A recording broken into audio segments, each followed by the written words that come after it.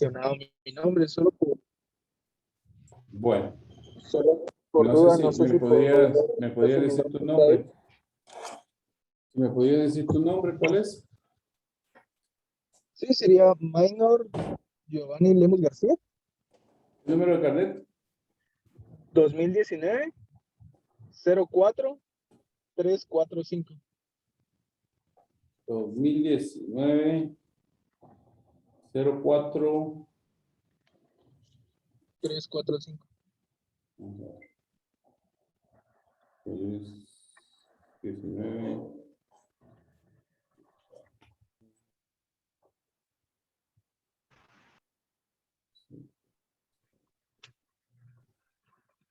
Sí, 19. 04. 345 sería.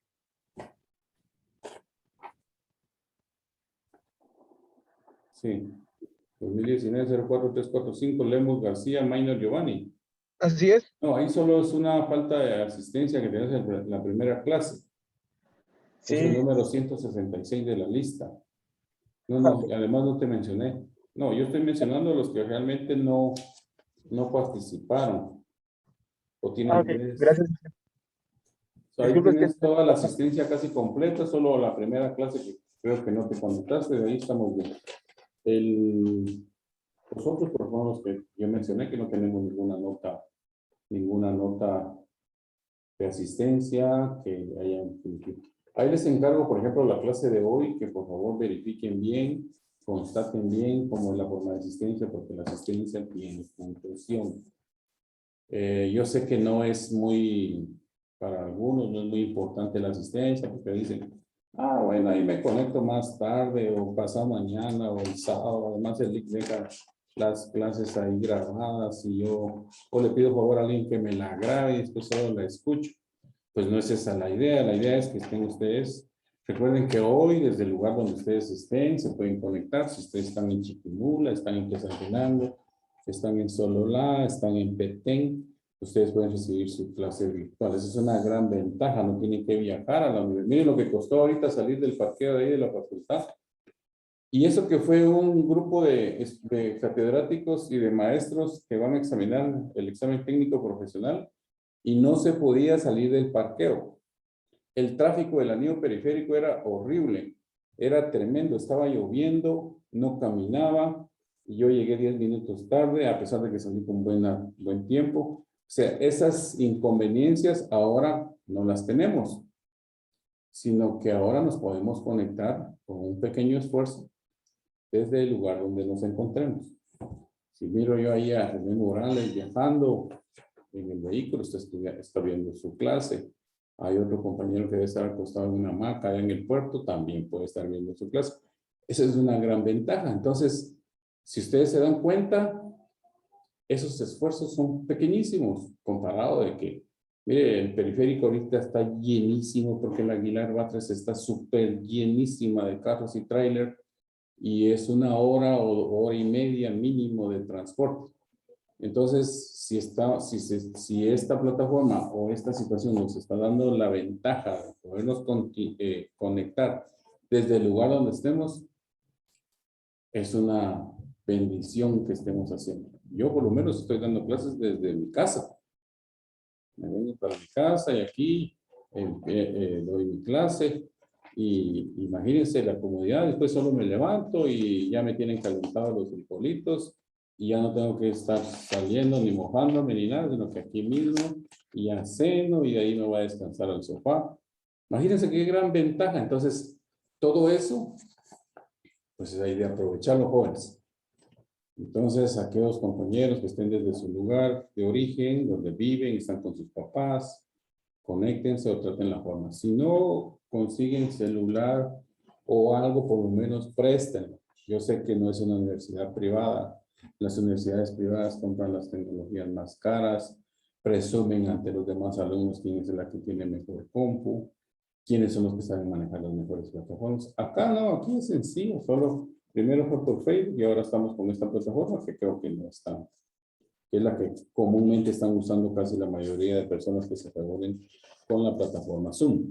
Bueno, ¿Alguna otra cosa por las notas? ¿Alguna protesta? Tenemos ya programado para la próxima semana los exámenes extemporáneos, los que no se pudieron examinar. Eso sí, necesito que me manden fotografía con la firma del jefe o la firma de la justificación o del doctor o de cualquier otra persona que diga que ustedes no pudieron comparecer o pudieron estar presentes en el examen por X o Y motivo. Ya no es que pudieron o alguno tuvo COVID y no se pudo conectar y tenía los tubos y no podían conectarse. Todo eso es entendible y ahora ya puede conectarse, pues con todo gusto. Lo vamos a evaluar, pero sí necesito una nota. Por ejemplo, si tenía COVID, mínimo la cuestión que diga del hisopado positivo, ¿verdad?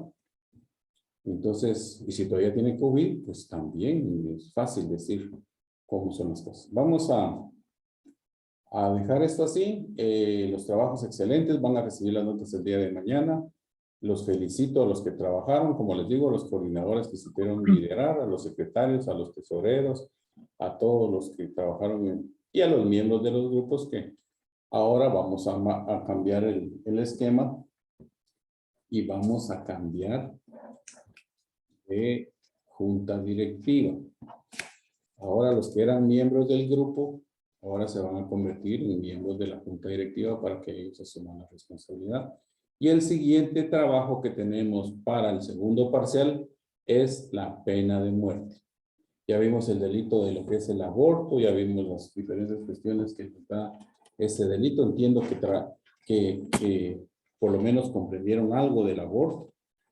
Ya ustedes pueden tomar un criterio ahí técnico, científico, de cómo es su punto de vista en cuanto al aborto, si efectivamente procede no legalizar el aborto o procede excluirlo del Código Penal para que quede a disposición de una persona, en este caso la madre, que pueda disponer del ser humano que tiene en su vientre, o cuál es el criterio que ustedes adoptaron. Si hay un criterio ideológico o hay un criterio legalista. El criterio legalista en Guatemala prevalece que la Constitución Política de la República garantiza la vida del ser humano desde su concepción. Pues quiere decir que desde el momento que es concebido un ser humano en el vientre, en el útero de la madre, desde ese momento el Estado lo reconoce con derechos. El Estado tiene la facultad de proteger a esa persona porque así lo emana la Constitución. Si no estuviésemos ante esa teoría de la concepción, entonces, y solo nos basamos en la teoría del nacimiento, eso quiere decir que pues el ser humano que se encuentra dentro del vientre de la madre, pues podría disponerse lo que la madre así lo decida. Aquí es donde se tienen que encontrar diversas situaciones en cuanto a que si el producto de ese embarazo, de ese nuevo ser que se formó en el vientre de la madre, es producto de una relación no deseada, es un producto de una violación, hasta dónde llegamos con la aceptación. ¿Podemos disponer sobre ello o no podemos disponer? Ahí se recuerdan que ahí hay derechos intrauterinos y hay derechos extrauterinos que ya son fuera del vientre de la madre cuando ya el bebé ha nacido en las condiciones de viabilidad. Entonces ese criterio legalista nos tiene que llevar al criterio de la aceptación, si es correcto, es recomendable sustraer esa parte del Código Penal y dejarlo a criterio de las personas que pudieran disponer sobre el ser humano. Pero la Constitución de Guatemala, en tanto no la cambien, protege al ser humano desde su concepción. Pero se pudieron dar cuenta ustedes durante este trabajo, pues todos los temas que resultan del aborto, el aborto terapéutico, el aborto provocado y todo lo que se relaciona al aborto, las personas que participan en provocar el aborto o las personas que coadyuvan a atender un aborto natural y hasta qué grado de responsabilidad pueden incurrir. Todos tenemos responsabilidad en determinado momento con alguna acción que se haga en relación a ello. Si el médico que es de la emergencia del hospital XX atiende a una persona que llega con problemas y tiene que ponderar una vida y lo mejor es ponderar la vida de la madre porque ya el feto está en un grado de crisis en la cual ya no se le puede salvar la vida, pues hasta dónde llega la responsabilidad del médico para atenderlo, el aborto terapéutico. Entonces ya ustedes se dieron cuenta con este trabajo que espero que les haya quedado de alguna manera claro el conocimiento para todos aquellos que trabajaron. Ahora, aquellos que solo hicieron un copy-paste y se lo mandaron al coordinador y no, ni siquiera leyeron el copy-paste, pues de alguna manera no van a entender el tema del aborto. Dentro del segundo parcial que vamos a tener unas 3 o 4 preguntas sobre el aborto, que va a ser producto del trabajo que ustedes hicieron. El trabajo que nos corresponde ahora entonces es el trabajo de la pena de muerte. Aquí nos vamos al otro lado de la punibilidad. Entonces, dentro de la teoría del delito ya vamos a ver qué clases de penas. Ahí yo les voy a mandar un instructivo en cuanto a qué es lo que se necesita con todo el proyecto, el aspecto de la pena y en especial el tema de la pena de muerte. ¿Se recuerdan que yo les comentaba la otra vez que el que opina que está de acuerdo con la pena de muerte tiene que decir por qué está de acuerdo? El que indique que no está de acuerdo con la pena de muerte también tiene que decirlo.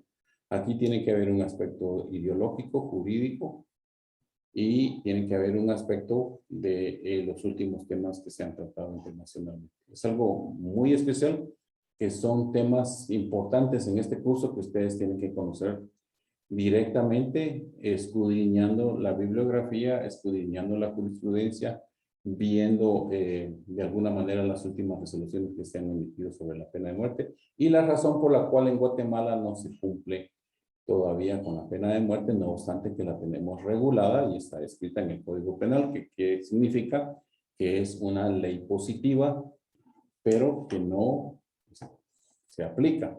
Eso es una connotación que de alguna manera ustedes pueden analizar. Lo importante de este curso es de que de alguna manera estamos tocando temas comunes de la sociedad que están en discusión en la actualidad y que de alguna manera ustedes pueden ir tomando ya su criterio como futuros abogados. Ya ustedes en determinado aspecto les corresponde atender un caso en el cual afortunadamente o desafortunadamente para aprender ustedes conocen el tema de la pena de muerte, ustedes ya tienen un concepto de la pena de muerte, así como lo están haciendo con el delito del aborto. Entonces, el día de hoy empezamos concretamente con lo que nos establece el programa del Derecho Penal 2, que ya se recuerdan que la vez pasada vimos, prácticamente nos llevó todo el primer parcial, pero yo hablaba con la coordinación y me decían que estos son los temas que precisamente hay que reforzar en el curso de Derecho Penal 2, y que ahí nos vamos ahorita con el conocimiento de los tipos penales que ya vamos a conocer. En ese sentido, vamos a proceder entonces a conocer el día de hoy lo que es el bien jurídico tutelado de la vida. Pues, es algo muy importante dentro del desarrollo del ser humano. La vida es lo más importante, lo más preciado que hay en este mundo. La vida es el tema más importante que nos da desde que nacemos hasta que morimos durante la época que vivimos en determinado momento en este mundo. Eso es lo más preciado y es lo más importante que existe para el ser humano. La vida. Si nos ponemos a reflexionar qué significa la vida, podemos decir que la vida tiene una serie de connotaciones inmensas que nos permite realizar una gran cantidad de actividades que de alguna forma las podemos ir aplicando poco a poco en nuestro beneficio o para nuestra satisfacción. El hecho de tener la vida, pues nos permite de alguna manera tener un proyecto de vida. El derecho de estar latente. ¿Qué significa la vida? Pues la vida es el acto por medio del cual el sistema del ser humano, el sistema nervioso, el sistema locomotor, los sistemas que operan en el ser humano están activos y que tienen de alguna manera contacto con la naturaleza y con todas las cosas del exterior. Si no tenemos vida, pues estamos inertes, estamos como aquellas personas que están enterradas en los cementerios, que solo yace una lápida ahí donde fue su nombre y ya no tienen ninguna acción, ningún movimiento, ni siquiera tienen una libertad de pensar, ni nada por el aspecto. Entonces, ese aspecto de vida es lo que protege el Estado. Entonces, el primer bien jurídico tutelado que el Estado protege es la vida, porque ese es un aspecto, es una característica importantísima dentro del ser humano. El ser humano vale mientras esté vivo. Entonces, hay cuestiones que tienden a satisfacer esas expectativas de vida. El derecho penal el protege, eso, entre todos los bienes jurídicos, el más importante es la vida. La vida nos podemos mover a través de nuestros sentidos, podemos palmar cualquier cosa que exista en el exterior, podemos oír los sonidos de diferente ángulo, diferente ámbito, de lo que sea, podemos observar y apreciar lo que es la naturaleza en el mundo, podemos observar, podemos oler todo lo que pueda producirse en los aspectos exteriores del ser humano, y nos permite de alguna manera por medio de nuestros sentidos sentirnos que estamos activos, y lo más importante es de que también nos da un razonamiento en donde podemos apreciar cosas que existen en el mundo exterior, que las podemos analizar, las podemos estudiar, las podemos mentalizar. Entonces son libertades que existen siempre y cuando exista la vida. Ahora, cortarle la vida a una persona, ¿qué significa? ¿Por qué razón el Estado protege la vida? Si hay alguna persona que le corta el derecho de la vida a una persona, pues le está quitando todas esas expectativas, todas esas libertades. Imagínense tan importantes que son. Y aquí viene la reflexión de valorar ese concepto de vida. Entonces, el tema de poderse desenvolver dentro de una sociedad, el participar en diferentes actos, y resulta que 2 o 3 individuos o un individuo vienen y le disparan a una persona y le quitan la vida, imagínense esa expectativa de vida, esas relaciones que pudo haber tenido con muchas sociedades. Lo que realmente significa la vida en la dignidad de la dignidad de la persona dentro de su familia, dentro de sus amistades, dentro de sus relaciones, dentro de todo ámbito. La vida es lo más importante. Entonces, si ustedes se dan cuenta, este aspecto es muy importante y verlo desde el punto de vista de la protección que hace el Estado a este bien jurídico. ¿Por qué se llama bien jurídico? Porque está catalogado como uno de los más importantes bienes que existen en una comunidad, en una sociedad, y por ende el Estado está a cargo de su cuidado. Entonces, la vida es la fuerza o la actividad interna sustancial que tiene todo ser. Toda la persona que tiene una vida tiene una categoría de fuerza, de actividades y una serie de situaciones que se dan en el ámbito de todo. Imagínense ustedes todo lo que hacen en el día. Hoy en la tarde, a las 5:30 de la tarde, pues concluyen con una clase de Derecho Penal. Pero al final de cuentas, imagínense qué hicieron ustedes desde que su inconsciente se despertó en la mañana y empezó a tener movimientos y actividades y a relacionarse, se expresaron con otras personas, se pudieron comunicar con otras personas, vieron, observaron algunas cosas importantes, leyeron algunos documentos importantes, se enteraron de muchas cosas que tal vez no se habían enterado, conocieron, aprendieron muchas cosas. Eso es estar vivo. Entonces, esa fuerza de la actividad interna es sustancial en un ser humano, que es el que la posee. Si no tiene vida, pues es otra cosa. La vida es el estado de actividad de los seres humanos. Todo lo que hacemos tiene esa actividad. Hago estas diapositivas de esta forma porque quiero que valoremos por qué el Estado protege este bien jurídico, por qué el Estado protege este aspecto. Entonces, la vida desde el punto de vista espiritual también vale mucho. Muchos lo toman como un regalo de Dios, que estar vivo pues es una bendición, estar vivo, que en un ámbito espiritual, tanto la Iglesia Católica, Evangélica o como otras religiones, aceptan que esto es un regalo de Dios.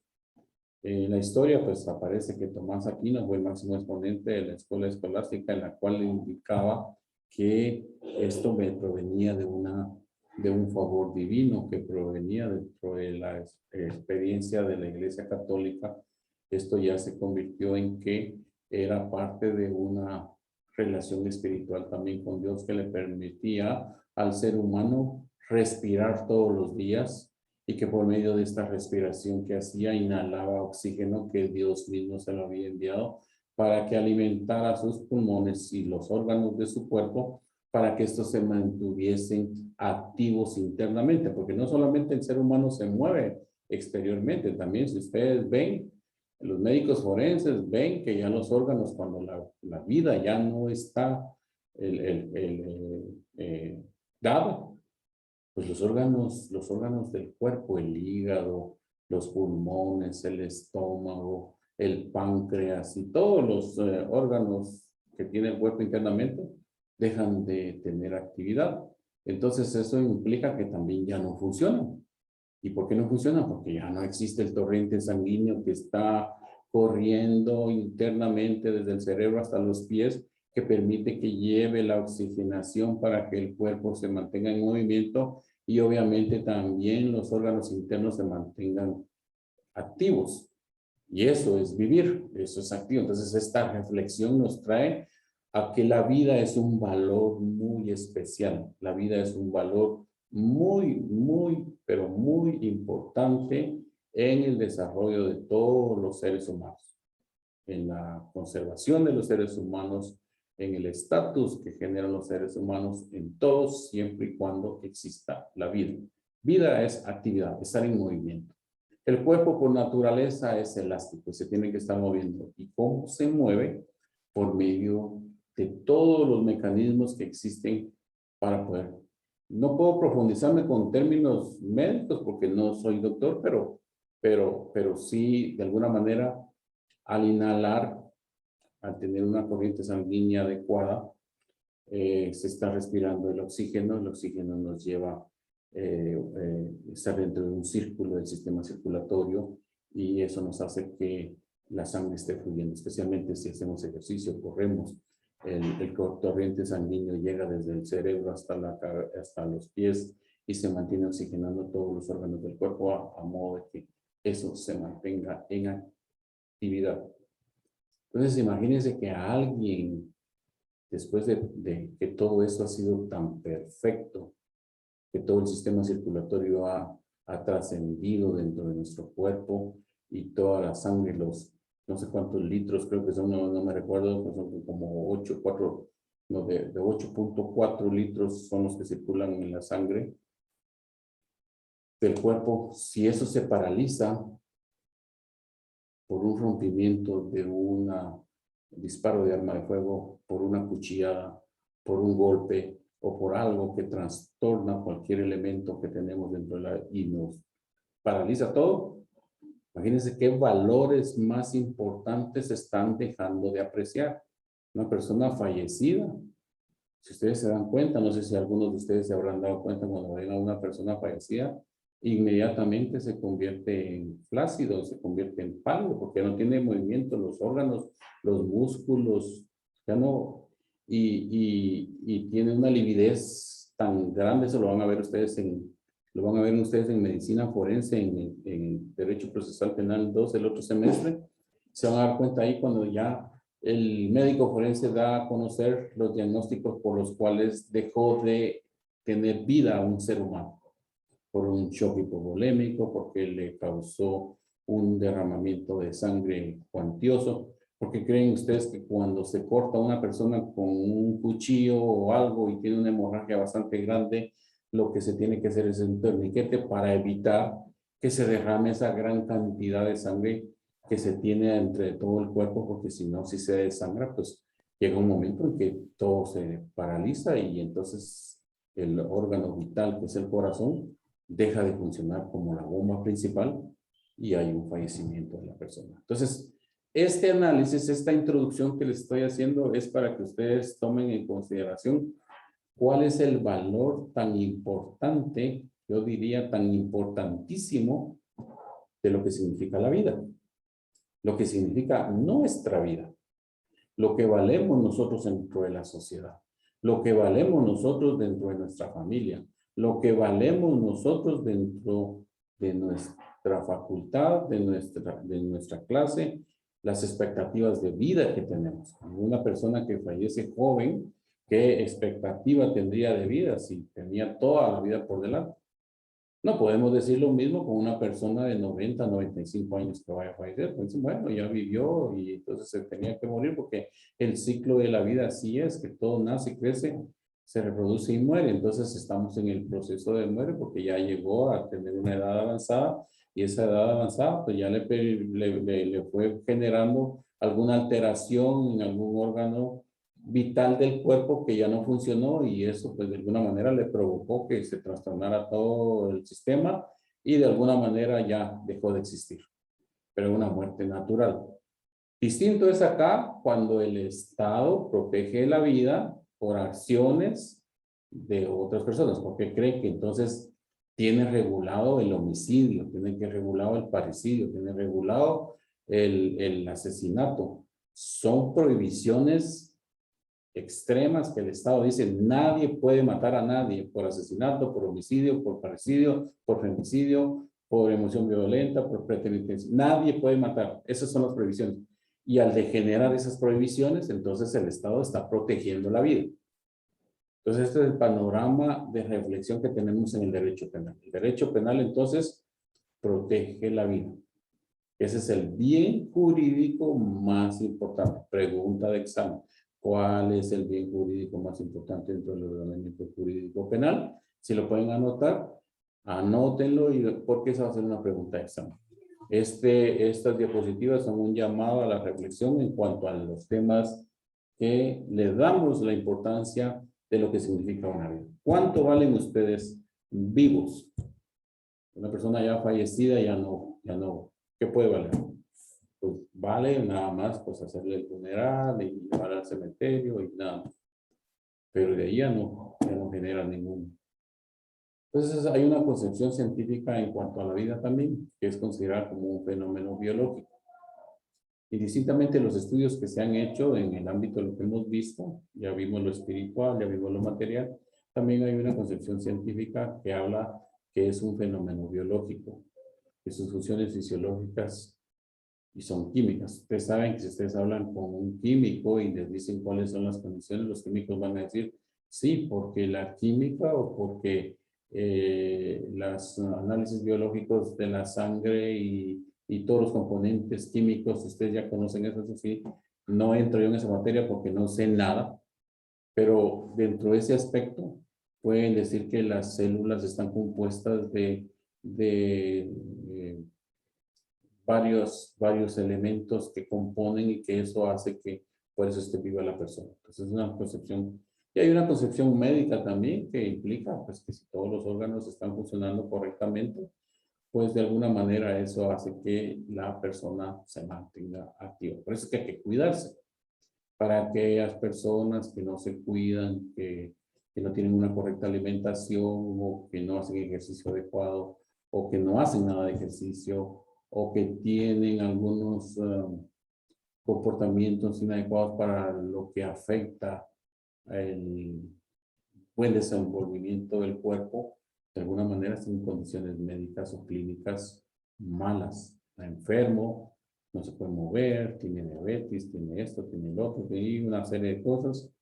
Y entonces, pues lo que tiene que hacer es ir tratando de enmendar y curar esos flagelos que existen dentro del cuerpo para tener en óptimas condiciones una situación. ¿Se ven? Se dan cuenta que casi todos los ámbitos y todos los campos le dan esa prioridad al esquema de vida, al producto de lo que es el ser vivo. Entonces, hablábamos de la libertad en un principio, que es la vida. Decíamos que desde el punto de vista filosófico, pues el concepto de vida es también es desde el punto de vista del derecho penal y consiste en un derecho, el derecho a vivir. Yo tengo el derecho a vivir porque nací de una familia, nací en una sociedad, porque soy guatemalteco, Y nací en Mazatenango, nací en Retaluleu, nací en Petengo, nací en Escuintla, tengo ese derecho de vivir. Y no hay ningún menosprecio a ninguna condición de que por lugar de origen o porque distinta condición, yo tengo el derecho de vivir. Y ese derecho es reconocido. Y no solamente está reconocido por el Estado de Guatemala, sino que está reconocido por leyes y tratados, convenios internacionales que a través de todos los países del mundo se han suscrito, en donde Guatemala ha participado y se ha unido a ese reconocimiento del derecho a la vida. Esto está en la Comisión Interamericana de Derechos Humanos, está en el Pacto de Derechos Civiles y Políticos, están en todos los tratados y convenios que Guatemala ha suscrito en materia de derechos humanos, y todo está en lo que se refleja en el tema de la Declaración Universal de los Derechos Humanos. Todas esas leyes internacionales reconocen el derecho de vida. Si se recuerdan, cuando estudiamos la escuela de la venganza privada, la escuela clásica, la escuela contemporánea, establecía el tema de la vida en cuanto a su derecho. Entonces hace ver que también tenemos esa connotación de que no solamente es un aspecto filosófico, biológico, médico, sino que también consiste en un derecho. Eso ya nos involucra a nosotros como abogados, estudiantes de leyes, porque entonces por eso es que le damos esa connotación, que por tener ese derecho a vivir, que nadie nos tiene que quitar ese derecho, se convierte en un bien jurídico. Bien jurídico porque es de derecho. El de derecho viene de un bien jurídico. Entonces, podemos hacer de alguna manera tenemos que ir viendo esas leyes internacionales, la Constitución Política, si ustedes leen el artículo 1 y 2 de la Constitución, ahí habla de que efectivamente el derecho a vivir lo reconoce el Estado de Guatemala y es a través de la Constitución Política de la República. ¿Sí? El derecho a vivir y permanecer vivos. ¿Hasta cuándo? Pues sí, así como ponerle te hayan sentadito, dijo que él. ¿Hasta cuándo fallezcamos? ¿Cierto? Ese derecho es el que nadie nos lo puede quitar. Bueno, dicho esto, como un preámbulo, No hay chance de nada. no sé si alguien tiene conectado el audio ahí, Oscar que de lo León, revisemos, porque están Compañero, hablando. su micrófono. ¿Sí? Compañero Oscar de León, su micrófono, por favor. ¿Estamos? Bueno. Entonces vamos a empezar entonces ya de forma ya más concreta en el tema de lo que nos habla ya el tema de el programa del curso. Delitos que atentan contra la vida. De lo que se ha prohibido por parte del Estado en relación a que no se debe quitar la vida. Entonces ya dimos una explicación más o menos de qué es la importancia y el valor de estar vivos, permanecer vivos. Pues aquí vienen las prohibiciones. Las prohibiciones están determinadas en la ley y esto es en el Código Penal. Entonces primero conocemos el homicidio simple. Ya vimos la otra vez que corresponde al homicidio simple. Entonces darle muerte a una persona sencillamente de una u otra forma, diferente característica, pero es darle muerte. Si solo se puede determinar ahí si hay dolo o culpa, pero es darle muerte. También tenemos el homicidio en estado de emoción violenta, el homicidio en riña tumultuaria, el homicidio preterintencional, el homicidio culposo y la inducción al suicidio, que son los primeros delitos que tenemos a partir de la parte especial del Código Penal. Pero también lo podemos ver en los libros de teoría que nos habla el doctor de Matavela, nos habla el doctor Hurtado, nos habla el señor Muñoz Conde, nos habla Raúl Zaffaroni, nos habla Puig Peña, nos habla Ferraioli, también nos habla en el derecho penal moderno de las clases de prohibiciones que existen en el Código Penal y sus características. Pero acá no tenemos que olvidar lo que ya vimos en las clases pasadas. la famosa teoría del delito. El tema de la diferencia que existe entre el dolo es intención, y la diferencia que existe con la culpa. Entonces, acá tenemos algunas connotaciones distintas en cuanto a la teoría, de alguna manera, porque el Código Penal no nos es tan explícito, solo nos dice el tipo penal y punto. Identificamos el elemento material, las características y circunstancias especiales que tiene el tipo penal y obviamente la sanción. Muchas veces hay tipos penales que se diferencian por el tipo de sanción. Entonces, esos son los delitos que de alguna manera afectan la vida en su inicio. También están los homicidios calificados, que son el parricidio, el asesinato y el femicidio. El femicidio tiene mucho de qué hablar. Porque si ustedes se dan cuenta, en los últimos años, no solo en Guatemala, sino que creo que fue en los últimos, la última década en México y Centroamérica, que se dieron una gran cantidad de muertes de féminas o de personas de sexo femenino. Esto ocurría por un tema de separación o distanciamiento de consideraciones que se le tenían de un hombre a una mujer. O sea, una mujer regularmente en estos países han sido de carácter machista, les han dicho, pero es de un carácter más o menos de predominio del sexo masculino hacia el sexo femenino, y de alguna manera se genera un cierto rencor o odio o de alguna naturaleza por el hecho de ser mujer, por no cumplir determinadas obligaciones. Entonces, esta legislación, si ustedes leen la ley de femicidio y se ponen a leer un poquito el tema de los considerandos y la exposición de motivos que tiene esa ley, pues ahí está directamente pues cuáles fueron los motivos que provocaron para que Guatemala también generara una ley de femicidio donde castigara directamente, que pareciera ser el homicidio, pero en este caso lo especifica para el género femenino. Eso vamos a hablar más adelante, cuando empecemos a ver ya esos tipos penales. El homicidio en estado de emoción violenta, que es uno de los tipos penales que tenemos en el código, que también nos habla el programa. El código nos dice que quien matare a otro en estado de emoción violenta se impondrá prisión de 2 a 8 años, según el artículo 124. El 123 era el que ya habíamos visto, que era el homicidio simple. El 124 ya nos habla del homicidio en estado de emoción violenta. ¿Qué significa el elemento material de este tipo? ¿Qué es lo que... Obviamente el elemento material aquí es matar, ¿verdad? No es precisamente el verbo rector, pero el elemento material aquí es matar en estado de emoción violenta. Entonces, la emoción violenta, ¿hasta dónde llega en cuanto al conocimiento y voluntad que se tiene? ¿Se recuerda cuando vimos la acción?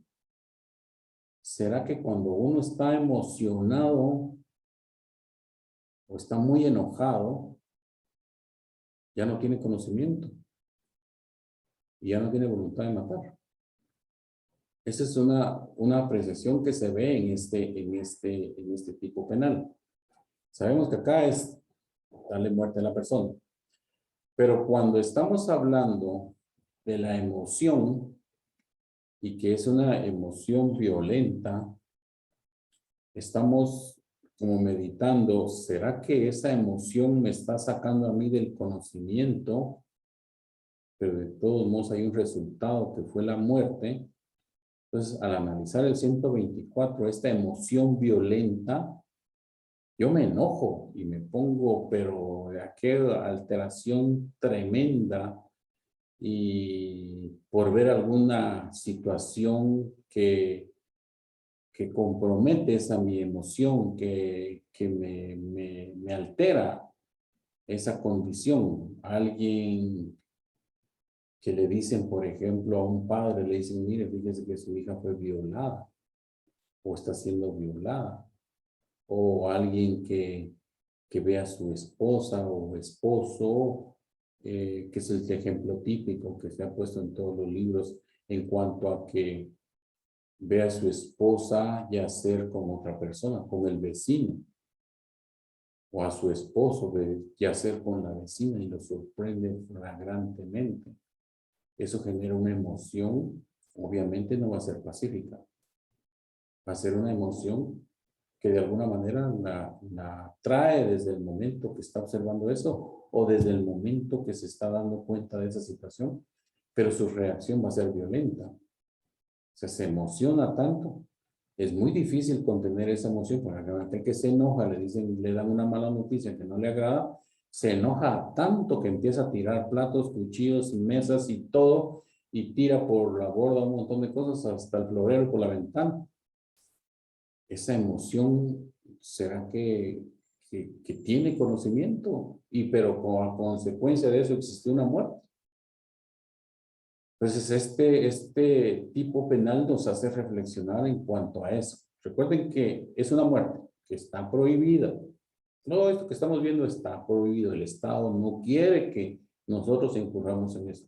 Pero las condiciones y características y circunstancias que nos obligan a ver esto es que si nos sustrae de ese conocimiento, entonces, si ustedes se dan cuenta en este tipo penal, la pena de prisión es de 2 a 8 años. Pero si ustedes se van al 123 del homicidio simple, ¿qué dice el homicidio simple? De 15 a 40, que está como atenuando o menguando de alguna manera que no tuvo conocimiento. Pero obviamente esas son circunstancias que las tenemos que ir analizando. Un homicidio simple en el 123, si tienen a la mano el Código Penal, lo podemos ir analizando de esa forma. El 123 nos habla del homicidio simple y nos dice que la pena que se impondrá es de 15 a 40 años, ¿cierto? Ahora miren el 124. En el homicidio simple es siempre el que matare a otro. En el homicidio es emoción violenta, dice el que matare a otro en estado de emoción violenta. Pareciera ser que entonces la ley nos está menguando la pena, porque aquí la diferencia es, bueno, lo mató, emocionado, pero lo mató. Enojado o no enojado, lo mató. Aquel en el homicidio simple hubo un dolo previsto, pero acá en el estado de emoción violenta reaccionó de tal forma tan enojado que estaba que lo mató. Por ejemplo, el que vio a su esposa yacer con al esposo que vio yacer con su esposa al vecino, pues se acordó que tenía una arma de fuego en la mesa de noche e inmediatamente disparó. Y acá hay que tener en cuenta de que los actos son inminentes y actuales, no es que fueran posteriores. La emoción violenta se trata del momento del enojo, del momento de la alteración violenta de la persona, la emoción que generó una mala noticia y que ahí mismo le cortó el cuello a la persona. Pues aquí la diferencia es entre 2 a 8 años, mientras que allá nos tienen de 15 a, ¿cuántos años? 40 años. 40 años. ¿Se dan cuenta? Entonces, pero esto para llegar a esta situación de valorar la emoción violenta, obviamente como abogados defensores, por así decirlo, tenemos que escribir, mire, señor juez, fíjese que mi cliente no mató al señor fulano de tal porque no tuvo la intención de hacerlo. Él lo hizo porque se enojó tanto al verlos que estaban haciendo tal cosa.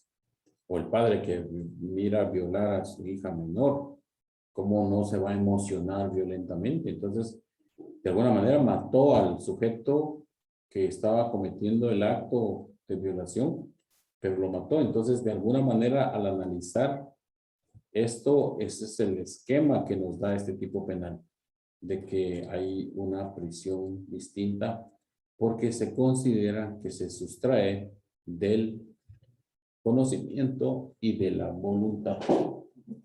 No sé si tienen alguna pregunta. Sí, díganme.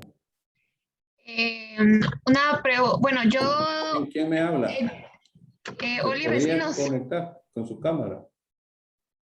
sí, es la cámara de mi compu, pero no se mira bien. ¿A dónde está? María, ¿cómo? ¿Quién me habla? No, es Oli Recinos. Ah, sí, aquí ya la estoy viendo. Ok. A ver, cuente. Bueno, lo que yo entendí es que o sea, las emociones de enojo, las violentas, prácticamente en esto justifica el homicidio. Se podría decir porque le bajan la pena de 2 a 8 años, que en cambio en un homicidio simple, que ya es de 15 a 40 años, como dice usted, pero no sé si estoy malinterpretando mal o estoy mal. Nos tenemos que ir a la teoría del delito en ver si existió o no existió conocimiento y voluntad. Pues recuerdan que el conocimiento y la voluntad es un tema subjetivo, cuyo resultado acá dio el producto de una muerte en estado de emoción violenta. Entonces, la acción del sindicado, pues está entre si es dolosa, pero que fue ejecutada con alteración de una emoción. Entonces, esa emoción será que nos sustrae de haber tenido conocimiento, pero sí es algo previsible. Entonces, el estado de emoción violenta dice, bueno, voy a reaccionar, pero no sé si se va a morir o no, porque mi intención es reaccionar enojado o reaccionar con un tipo de acciones que yo sé que ustedes me entienden porque han visto a alguna persona enojada muchas veces que empieza a tirarlo todo y que no puede contenerse y lo tira y que no sabe, pero que al final de cuentas dice, no, no debería haber causado este destrozo. Pero vaya ahí, pues los platos pagaron, están rotos. Pero cuando de esa emoción se produce una muerte, entonces tendríamos que analizar si ahí se sustrae del conocimiento. Por eso que yo les digo que siempre tenemos que tener la teoría del delito presente en toda la tipificación que se haga. Entonces aquí el abogado defensor le puede decir al juez, mire, es que lo que pasa es que él, esa situación que vio, le causó tanta emoción y, señor juez, eso está en la ley. Y como está en la ley, entonces es mejor aplicarle a mi cliente un estado de emoción violenta que no un homicidio simple. ¿Por qué? Porque ya el abogado sabe que allá tiene una pena mayor de 15 a 40 años. Porque allá sí se discute el dolo. Allá sí él lo premeditó, él se hizo el intercrímenes por sí mismo y de alguna manera tuvo la voluntad de ejecutarlo. Acá no, acá fue una emoción, una alteración que de alguna manera le causó, que obviamente está entre lo doloso o lo culposo, pero está como connotado que fue una reacción por algo que recibió, que le causó un impacto y que le provocó una alteración. Entonces, esta es la gran diferencia del homicidio. No sé si Licenciado, estamos... pero digamos, sí se podría considerar culposo, o cuándo se podría considerar culposo. Todo depende de la alguna acción. Está entre lo doloso y lo culposo, si es que de alguna manera él, dentro de su locura o dentro de su emoción, consideró que podía matar a la persona. Si no lo consideró y solo se le provocó, pues es culpa. Pero esas son cuestiones que se tienen que ver ya en un tema concreto. Por ejemplo, el ejemplo más claro es el tema de que el esposo mira a su esposa que está en la cama acostada con su vecino, con su amante. Y encima de que el señor es muy celoso, pues le provoca. Ah, me está levantando la mano, ¿verdad? Dime. Sí, así es, licenciado. Solo quería darle, bueno, aquí en Guatemala pasó hace como 5 años tal vez, que hubo un asesinato ahí en Caminal Juyul, zona 7, ahí enfrente de Megacentro, donde unos delincuentes le quitaron la vida a un muchacho y el padre al salir y ver a su hijo que estaba ahí tirado, el padre cargaba un arma y pudo matar a los dos delincuentes. La prensa libre publicó la prensa libre publicó de que es el asesinato que había cometido el padre había sido en estado de emoción violenta. Sin embargo, quedó libre. No sé si usted se recuerda de esa Posiblemente, noticia. no me recuerdo, pero es posible que sí, porque le consideraron la emoción violenta y la emoción violenta, pues obviamente por el tipo de prisión que tiene, pues les otorgan una medida sustitutiva y siempre sujeta a un proceso más adelante. Pero sí, ahora, aquí hay que analizar que si la persona tiene un arma o el que coge a la gaveta de la mesa de noche sabe que hay un arma y emocionado, enojado, como fuera, la toma, ahí eso tiende a un tema doloso, porque el que toma el arma, pues entiende que un arma de fuego es un instrumento que con accionarla puede cortar la vida. Y aquí nos vamos al tema que teníamos anteriormente. Entonces, ahorita te doy la palabra, Oli, nuevamente, solo permíteme. Entonces, esto de que tomar el arma, pero si agarra, por ejemplo, lo saca de la cama y lo agarra a golpes, y de un golpe lo bota al suelo, y el hombre cuando cae al suelo se golpea con la punta de la cama y se desangra y muere, pues se puede considerar como algo como culpa.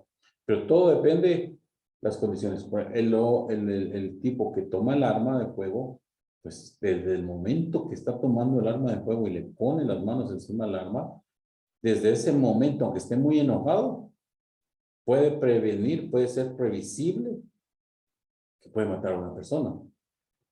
Y resulta que le disparó a los dos, mató a la mujer y mató al hombre. A ver, dígame, Oli.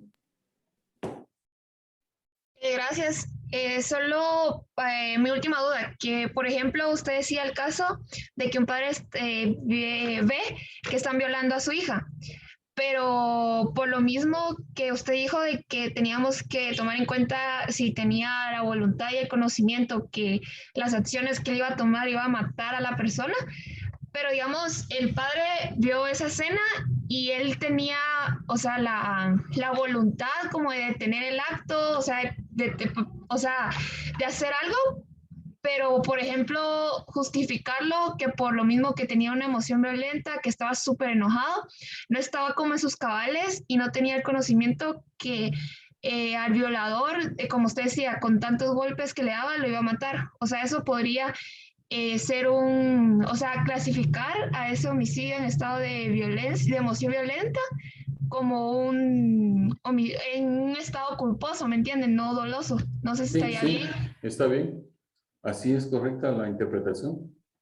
Ay, Porque todo depende del objeto y cómo vas a reaccionar violentamente. René Morales. Licenciado, muy buenas noches. Disculpe, con una pregunta. Por ejemplo, la pena en estado de emoción dice que es de 2 a 8 años. Sí, así es. Como digamos que eso va a ser como a criterio del juez imponerla. Depende de cómo se haya dado esa muerte, digamos. Exactamente. ¿Es así? Así es. ¿Se recuerdan que yo les platiqué cuando estábamos viendo el tema de la tipicidad? Que para poder efectuar una tipicidad correcta, tenemos que encuadrar todos los elementos descriptivos. Entonces, esto del estado de emoción violenta, se necesita que el que le va a describir al juez cómo ocurrieron los hechos, le tiene que detallar todo eso. Pensemos en el parte policial, como se decía antes, ahora es prevención policial. Pero si en la prevención policial no dice, mire, señor juez, este señor al ver a su hija, pues se enojó tanto, se alteró tanto, se emocionó tanto. Tal vez no lo que exactamente dice en el código, pero si el policía le hace ver al juez todos los elementos descriptivos de lo que ocurrió en el hecho, o la investigación de alguna manera del Ministerio Público se detalla de tal forma de que no se trata de un homicidio simple, sino que se trata de una emoción violenta que alteró precisamente al sindicado para poder ejecutar una muerte. Acá es donde nos tenemos que detener y mirar punto por punto. O sea, esto nos hace ser un poquito más minuciosos y ser más. Si ustedes se dan cuenta con el homicidio, pues es el que mata con dolo y con voluntad y que deja manifestaciones externas y que se encuadra dentro del tipo penal de homicidio. Aquí en el estado de emoción violenta nos obliga a tener un poquito más de cuidado, pero basado obviamente en la información que se nos proporciona, de acuerdo a lo que se dice. A ver, Sergio. Sergio, ¿cuál es tu apellido, Sergio? ¿Podrías poner el audio? Tienes cerrado el audio. Ahí está. Ay, sí, perdón. Godínez es mi apellido. Godínez, Sergio Godínez, a ver, dime, ¿qué me vas a Sí, hablar del tengo estado de emoción una violenta?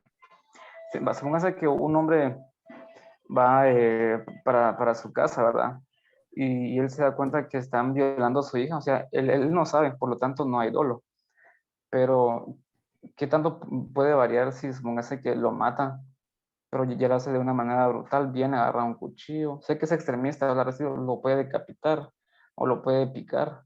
Allá puede ser como, se le puede aplicar algún atenuante, así como la de ensañamiento o algo por el Un estilo, como ya es agravante. demasiado brutal. Ajá, Sí, tan enojado que estaba que lo quería destrozar y ajá, que quería lo hacer. destrozó. De alguna manera nos cambia el tipo penal, porque mira, emoción violenta es, va concatenado a la proporcionalidad del asunto.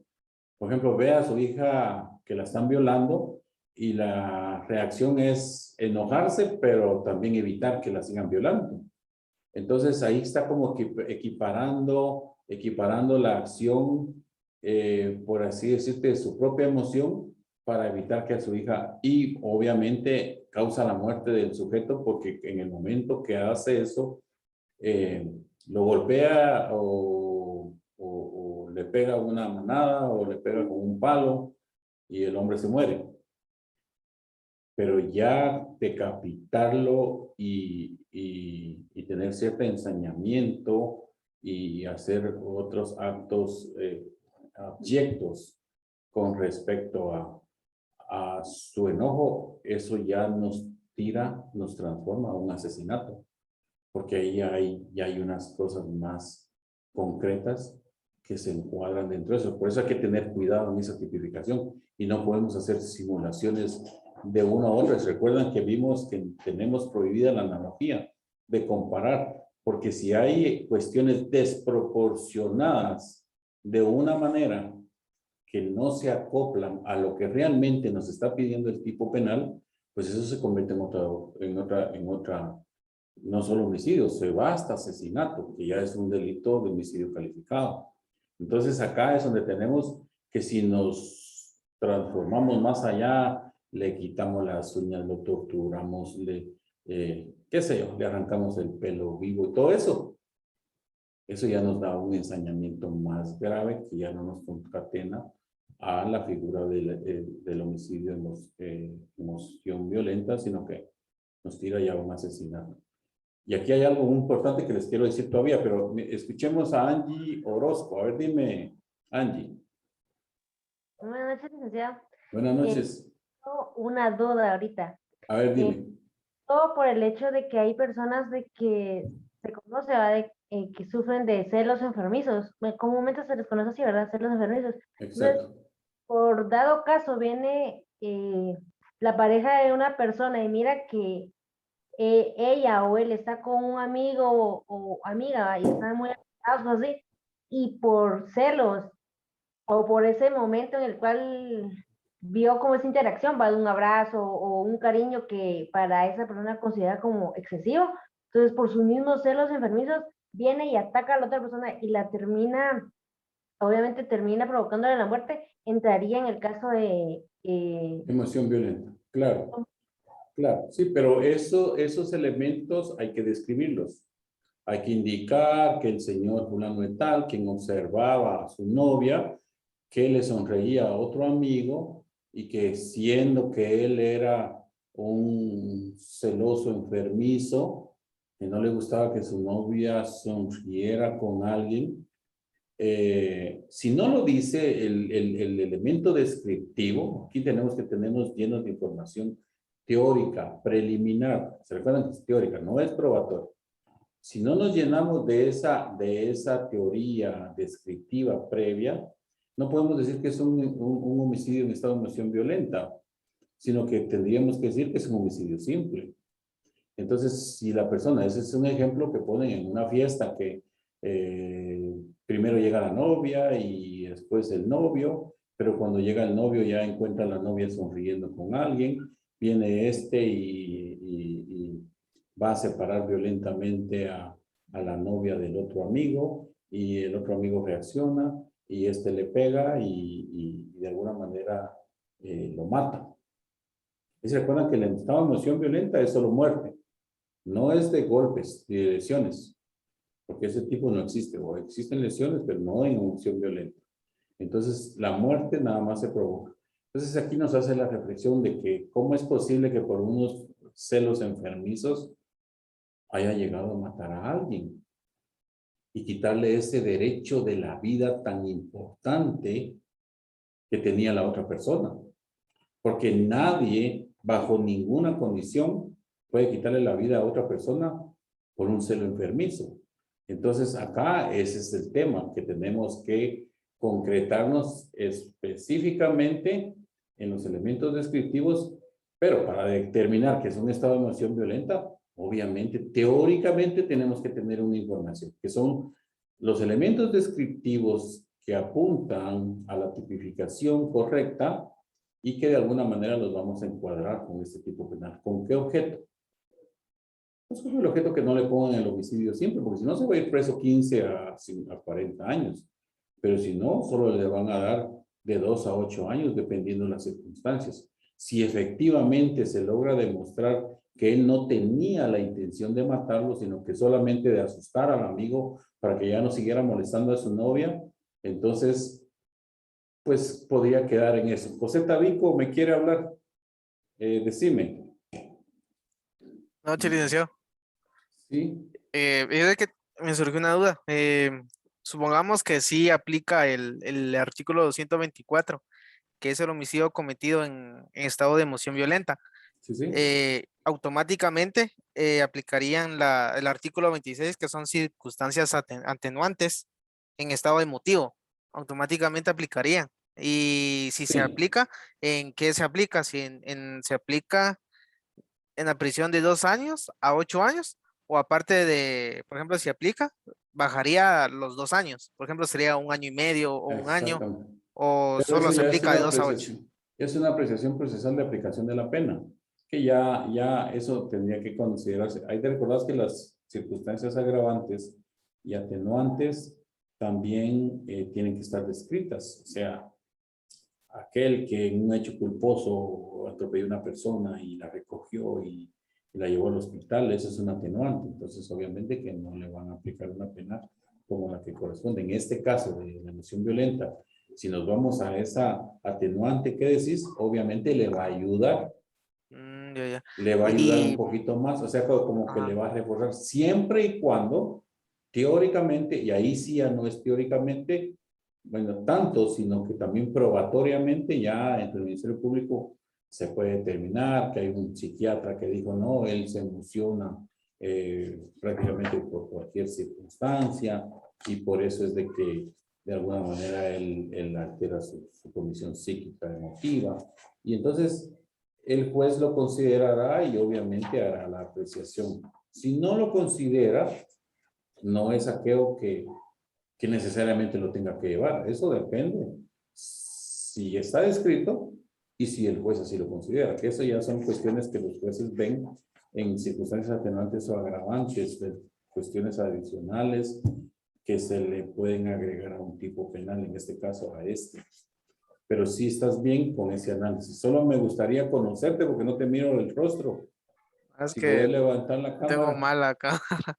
Ah, es que estaba para abajo. Sí. Bueno, pero así es, José. Ah, No sé bueno, si hay sí, con respecto a esto, si aplica el atenuante, como cuánto es lo que se baja, si son, cuánto de tiempo es lo que se baja la pena. Mira, una pena está entre el mínimo y lo máximo. Entonces, si a este se le comprobó que tenía 8 años de prisión, pero hay un atenuante, podría reducírsele a, ¿qué? 5 años, a 3 años, pero nunca puede irse menos de lo mínimo. Ah, bueno. ¿Ya? Esos son los parámetros que dice el tipo penal. Y se le rebajará dentro de la imposición que se tiene. O si se le queda en 2, entonces no se le puede aplicar la atenuante. ¿Ya? Ahora, si tiene 8 y tiene un atenuante que sí está verificada y que así el juez la considera, entonces ahí sí precisamente podemos hacer una rebaja de los 8 años, si se le pone la máxima.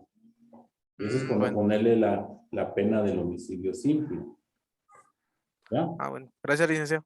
Bueno, entonces estamos ahí. Algo muy importante aquí antes de finalizar, porque creo que estamos ya sobre la hora. Permítame, y si solo, no, me están llamando por teléfono, pero ahorita no puedo. Ok, entonces, aquí hay que tener en cuenta alguna circunstancia muy especial en el estado de emoción violenta.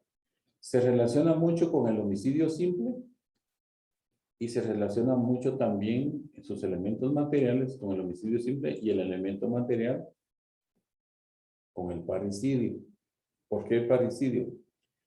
Todo dependiendo de los elementos descriptivos del hecho, que consiste en que ya en el homicidio simple podemos ver que ahí sí se concatena prácticamente el dolo, el que le diere muerte, pero en el parricidio muchas veces la muerte que se provoca a un descendiente o un ascendiente. Entonces, cuando ocurre eso, por ejemplo, el esposo o el padre mira a una hija, a su hija que la está violando su primo, o la está violando un familiar cercano, y toma la reacción violenta y lo mata, de alguna manera es un descendiente o descendiente dependiendo del grado de consanguinidad o de afinidad, y puede concatenarse en el parricidio cuando está dependiendo los elementos descriptivos, como les repito. Entonces, acá como el parricidio es un delito que tiene una pena mayor, muchas veces se va a lo más grave. En el homicidio simple, si se queda en el centro, por así decirlo, pues se le tipifica el estado de emoción violenta. Pero en el tema del parricidio,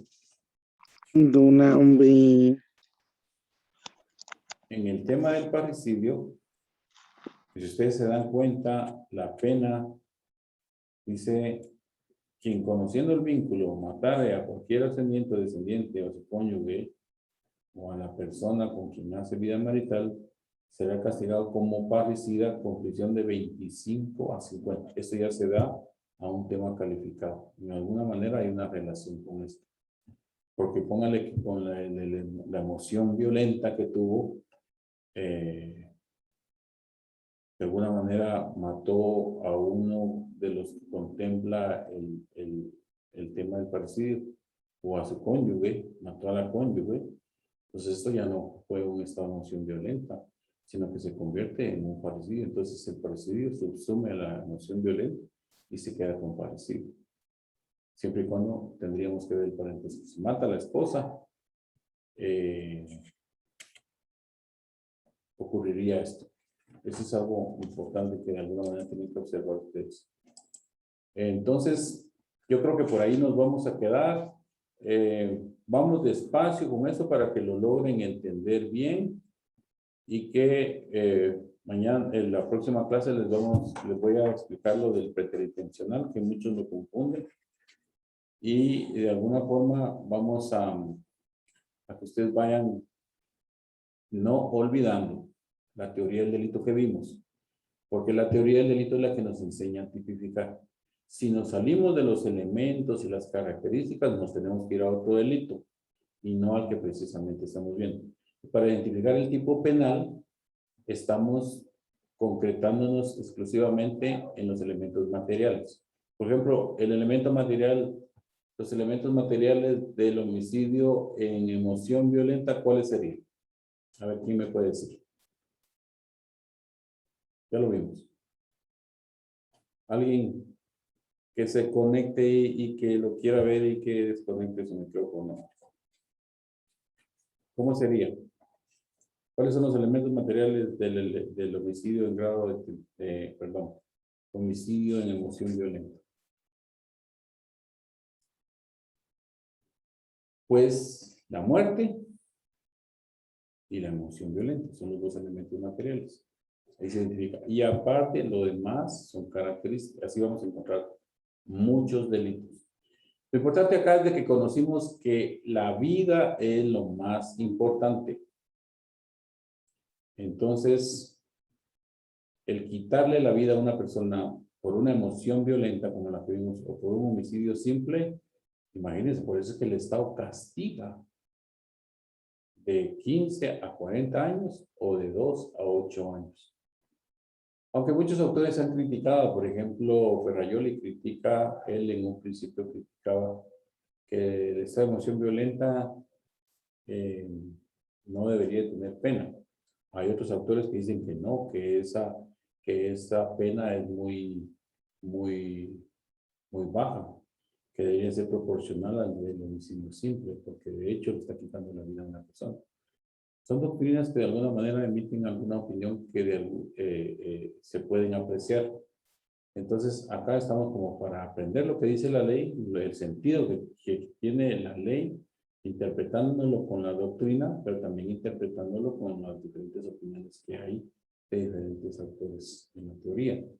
Entonces, ya ustedes se pueden dar cuenta cómo realmente acá se va conjugando tipo por tipo. Vamos a ver el parricidio, vamos a ver. Y estos son análisis que se tienen que ir haciendo despacio, leyendo y viendo los conceptos y aplicándolos desde luego a la teoría del delito. Y en algunos momentos nos van a parecer que el mismo tipo trae una causa de justificación. Entonces es una acción típica, antijurídica, pero que a la vez el mismo tipo dice siempre y cuando no haya sido por un estado de necesidad, siempre y cuando no haya sido en legítima defensa. Entonces, eso es lo que de alguna manera tenemos que ver. Así es de que no sé si tienen alguna pregunta. Tenemos 2 minutos para preguntas. Alguien que quiera dar su punto de vista o algo que lo que hayamos visto. Recuerden, si no están de acuerdo con su grupo, nadie está obligado a trabajar con el que no quiere.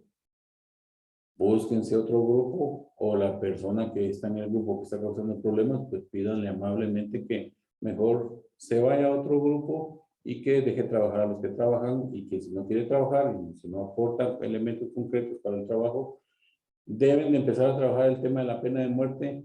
Yo les estaré pasando esta semana ya los instructivos de cómo es lo que tenemos que trabajar y empiecen a organizarse bien. Agilicen el tema de que estar bien y contentos dentro del grupo porque no pueden estar discutiendo ni peleándose. Y aquellos grupos que están en armonía, que están haciendo el trabajo, que están deseosos de aprender, que están conociendo y que todos aportan, excelente, mis felicitaciones, enhorabuena, eso es lo que queremos, aunque siempre van a haber problemas, pero esos problemas se pueden ir enmendando. No hay que menospreciar al que no puede trabajar, porque hay que orientarlo. Recuerde que estamos aprendiendo. Todos estamos aprendiendo. Y al que no puede, hay que ayudarlo. Y no calificarlo de que no sabe, no sirve, no puede, esto o el otro. Sino que ayudarlo a que salga adelante porque quizás se va a graduar antes que ustedes. Y en algún momento les va a dar trabajo a ustedes. Entonces, esas son las vueltas de la vida. Las expectativas de la vida, que ya lo vimos aquí, lo que vale la vida.